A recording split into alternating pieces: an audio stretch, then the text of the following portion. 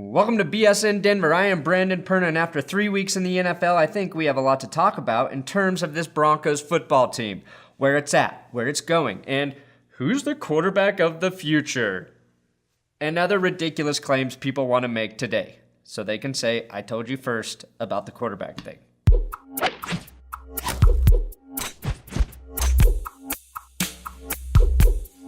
If you are a regular viewer here, you know that I've gotten high with Trevor Siemian.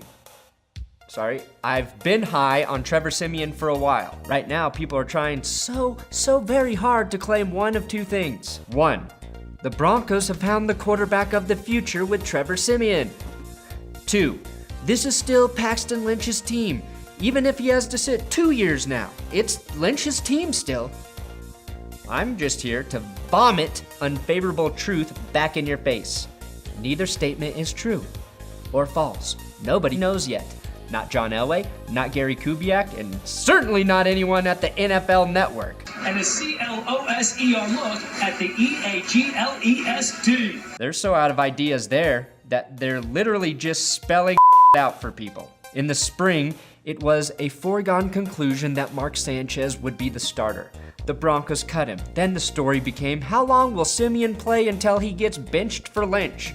The experts also thought there was no way in hell the Broncos would be 3-0 after these first 3 games. There are no guarantees, no matter how many are made by the Skip Baylesses and Colin Cowherds of the world, which makes me wonder why people get paid a lot of money to pretend like they have the answers.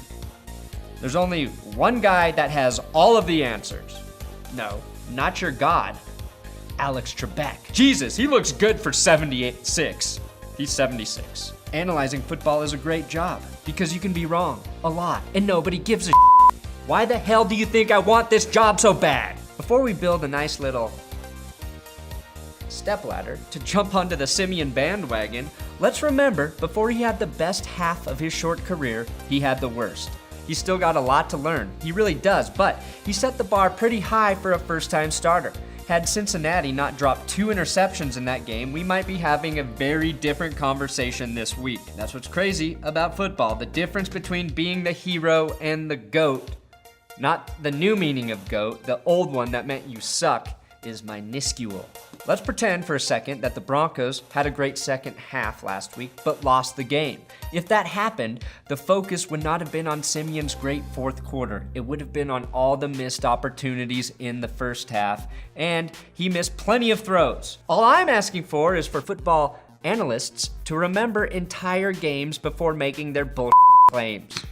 However, the good news on top of Siemian's great game is he can get even better.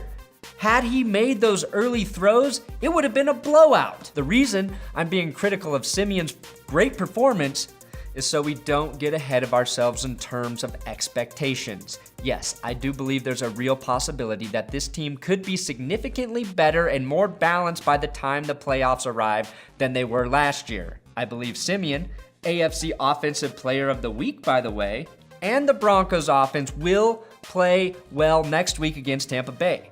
You have to believe the team and players will get better every week, but with inexperience at the quarterback position, that's not a guarantee week to week. Trevor may have a terrible game at some point, and that's okay. I'm saying the hardest thing to do with a young quarterback is not be overreactionary. Patience is the name of the game here. I also don't want to hear, this is still Paxton Lynch's team, and I heard that on the radio today. Lynch may sit 1 to 2 years, but this is still his team. There's no such thing in the NFL. Because they know all they sold you was a guaranteed piece of shit. If Siemian continues to get better each week and the Broncos continue to win, how on earth do you say, sure, we were 13-3 with Siemian, but we did draft Lynch high, so we better play him instead? You don't say that. Because that's not how good NFL organizations make decisions. Unless an injury happens, the one thing you don't do in the NFL is make a QB change when your team is kicking ass. If Siemian turns out to be very good consistently, Lynch won't see the field as the starter for the Broncos. The Broncos bought 2 nice cars. They're currently driving a 2016 Buick Regal. They have a Mercedes in the garage that's getting some transmission work. It's a 2017, but there's a possibility the dealer who sold them that Benz might be a shady ass. This is not Paxton Lynch's team. We have no idea yet if Siemian can be the franchise quarterback. The chances both Siemian and Lynch are great top 5 NFL QBs is next to none.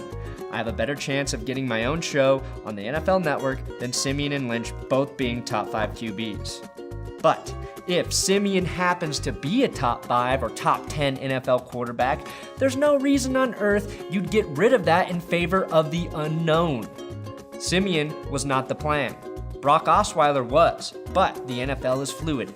Things move, plans go to and if you believe Elway and Kubiak are just waiting to hand over the team to Lynch, you're wrong. It's not that calculated. We still don't know Siemian's ceiling. His performance last week was an eye-opener, proving he can make any throw asked of him. He also bounced back from adversity after having a rough first half.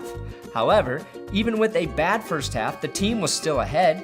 Siemian's been cool as a cucumber thus far, but the questions that remain are, can he dig the team out of a big deficit? Can he take over a game the way all great QBs do?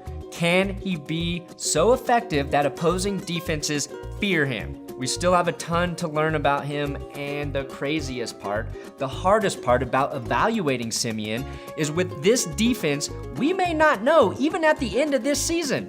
There's a chance this team will never be down by that many points because the defense is so good. There will be moments, drives, and situations we learn from, but guess what? If the defense stays healthy, the Broncos will continue to not need an elite quarterback. And the real problem after Elway and Manning is we don't know what to do if the face of the franchise isn't a quarterback. If you want me to make one statement about Siemian, it is this. He currently has the highest QBR in the fourth quarter. He's playing his best when it matters the most. What other Broncos quarterback did that? Siemian is John Elway's son. Illegitimate or not, nobody's gonna talk about that.